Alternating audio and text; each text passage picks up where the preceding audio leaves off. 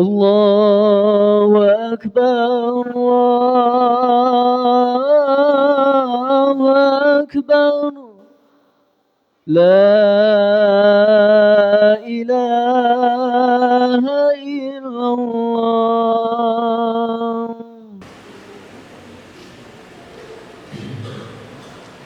الحمد لله الذي هدانا لهذا وما كنا لنهتدي لولا أن هدانا الله. أشهد أن لا إله إلا الله وأشهد أن محمدا عبده ورسوله صلى الله عليه وسلم.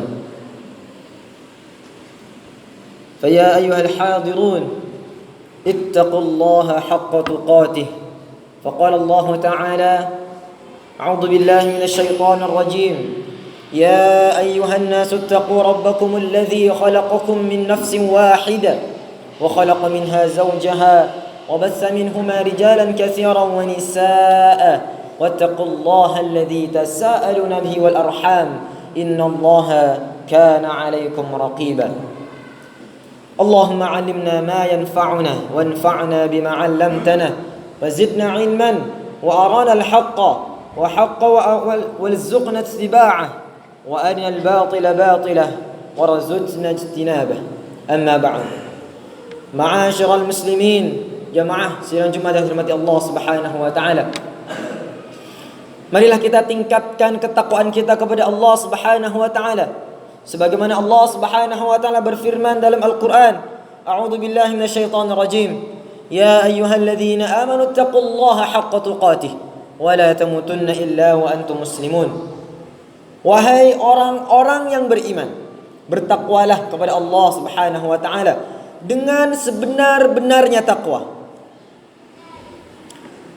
Dan janganlah kamu mati kecuali dalam keadaan muslim. Salawat serta salam kepada baginda kita Nabi besar Muhammad sallallahu alaihi wasallam yang senantiasa beliau menyerukan umatnya untuk senantiasa meningkatkan ketakwaannya kepada Rabbnya, yakni Rabb kita semua, Allah Subhanahu wa taala. Jamaah sidang Jumat yang dirahmati Allah Subhanahu wa taala. Di antara bentuk suatu ketakwaan ini adalah dengan menjalankan salat 5 waktu. Sebagaimana menurut Ibnu Abbas radhiyallahu anhu berkata, "Al-muttaquna alladhina yahdharuna min Allahi 'uqubatahu fi tarki ma ya'rifuna min al-huda wa yarhuna rahmatahu fi tasdiqi bima jaa bih." Kata Ibnu Abbas, orang yang bertakwa itu adalah orang yang menjaga diri dari siksa Allah Subhanahu wa taala karena meninggalkan petunjuk yang mereka selalu yang sudah mengetahuinya, dan ia mengharap rahmat Allah karena meyakini apa yang telah datang kepadanya. Jemaah sekalian, meninggalkan sholat adalah termasuk meninggalkan petunjuk Allah. Dalam hadis, orang yang meninggalkan sholat mendapatkan ancaman yang sangat keras. Sebagaimana Buraidah radhiyallahu anhu berkata, aku mendengar Rasulullah sallallahu alaihi wasallam bersabda, "Al-'ahdul ladzi bainana wa bainahum as-shalah." Perjanjian antara kami dan mereka, orang kafir maksudnya, yakni adalah tentang salat. Faman tarakaha faqad kafar. Maka barang siapa yang meninggalkan salat tersebut, sesungguhnya dia telah ingkar kepada Allah Subhanahu wa taala. Maka jamaah sekalian, dari dalil di atas menyebutkan bahwasanya ancaman keras bagi orang yang tidak atau orang yang malas-malasan dalam melaksanakan salat 5 waktu. Jamaah sekalian, di antara kedudukan salat dalam Islam disebutkan dalam firman Allah Subhanahu wa taala, yakni kita untuk memerintahkan keluarga kita juga untuk senantiasa mengerjakan salat 5 waktu. Wa'mur ahlaka bis-salati wastabir 'alaiha la nas'aluka rizqa nahnu narzuquk wal 'aqibatu lit-taqwa. Dan perintahkanlah kepadamu mendirikan salat dan bersabarlah kamu dalam mengerjakan salat tersebut. Kami tidak meminta rizki kepadamu, akan tetapi kamilah yang memberi rizki kepadamu. Dan akibat yang baik itu adalah bagi orang-orang yang bertakwa. Surah Taha ayat 132. Kemudian kedudukan sholat yang lainnya, yakni jika sholat itu lupa atau kita tertidur sehingga kita tidak sempat menjalankannya, tetap kita diwajibkan untuk mengqadha sholat tersebut. Sebagaimana yang diuratkan dari Anas bin Malik radhiyallahu anhu, Rasulullah sallallahu alaihi wasallam bersabda, "Idza raqada ahadukum 'anis shalah," jika seorang di antara kalian tertidur, au ghafala atau terlupa, au ghafala anha falyusalliha idza dzakaraha, maka dia salat ketika dia ingat.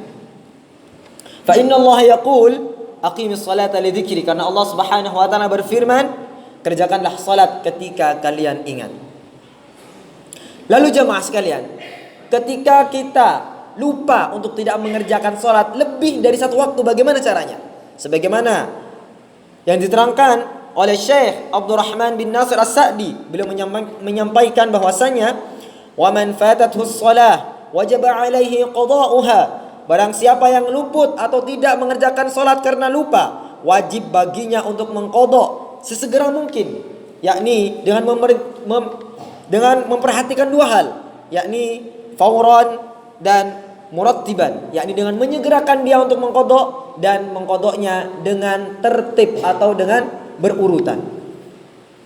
Sebagai contoh, mungkin di antara kita lupa untuk tidak mengerjakan sholat duhur dan asar, kemudian kita ingat kalau kita tidak mengerjakan sholat duhur dan asar ketika di waktu maghrib.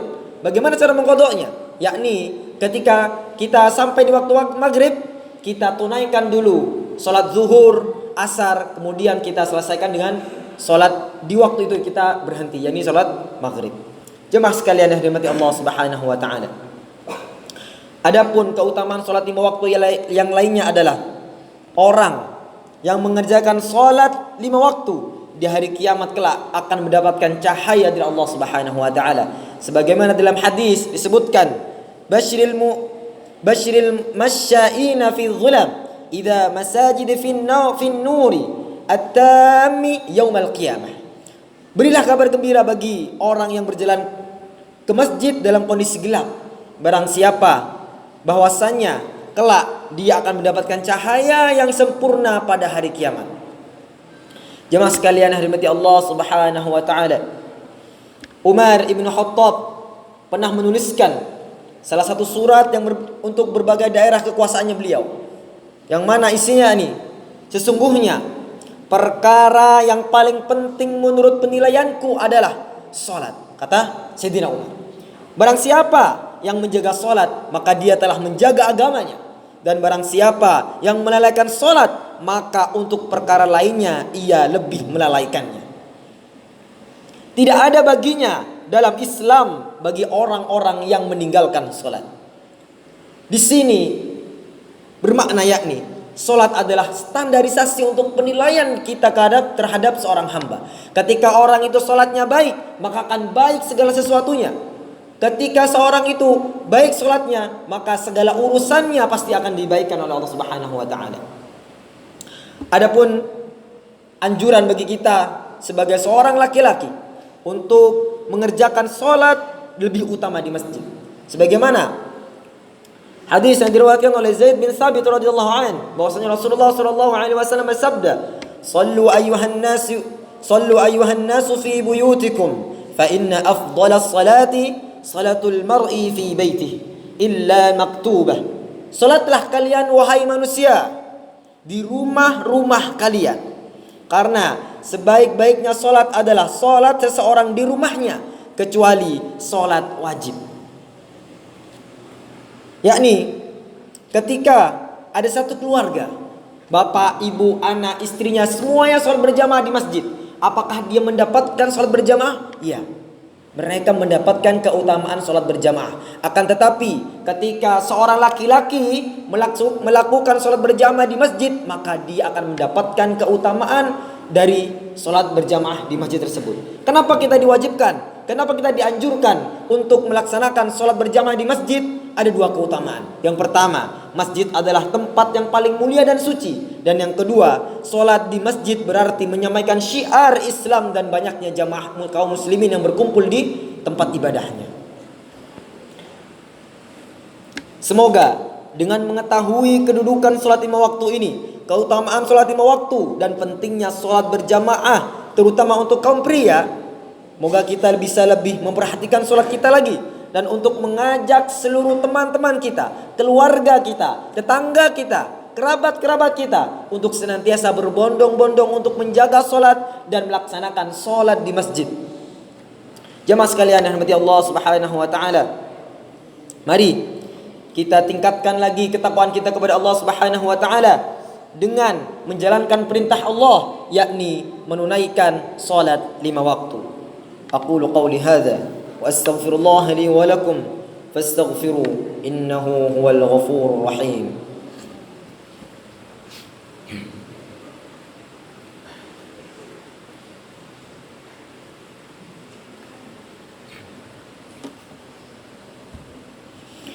Alhamdulillahi rabbil alamin. Ashhadu an la ilaha illallah wahdahu la syarika lah wa ashhadu anna Muhammadan abduhu wa rasuluh. Allahumma salli ala Muhammad wa ala alihi wa ashabihi wa man tabi'ahum bi ihsanin ila yaumiddin. Fa ya ibadallah, ittaqullaha haqqa tuqatih wa la tamutunna illa wa antum muslimun. Qala Allah ta'ala fi kitabihil karim: إن الله وملائكته يصلون على النبي يا أيها الذين آمنوا صلوا عليه وسلموا تسليما.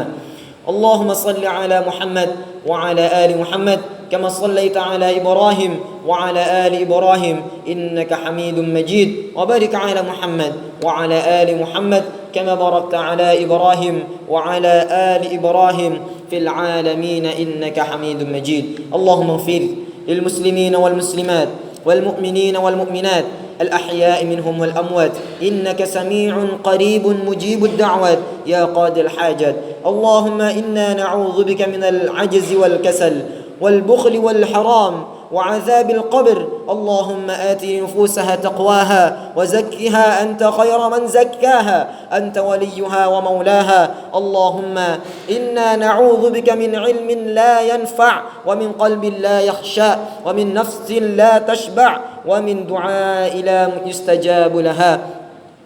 اللهم يا مقلب القلوب ثبت قلوبنا على طاعتك. اللهم يا مقلب القلوب ثبت قلوبنا على دينك. اللهم إنا نسألك، اللهم إنك عفو كريم تحب العفو فاعف عنا. ربنا تقبل منا صيامنا وقيامنا وركوعنا وسجودنا وتلاوتنا إنك أنت السميع العليم. ربنا آتنا في الدنيا حسنة وفي الآخرة حسنة وقنا عذاب النار. عباد الله، إن الله يأمركم بالعدل والإحسان وإيتاء ذي القربى وينهى عن الفحشاء والمنكر ويعظكم لعلكم تذكرون. فاذكروا الله العظيم يذكركم واشكروه على نعمته يزدكم ولذكر الله أكبر. أقم الصلاة.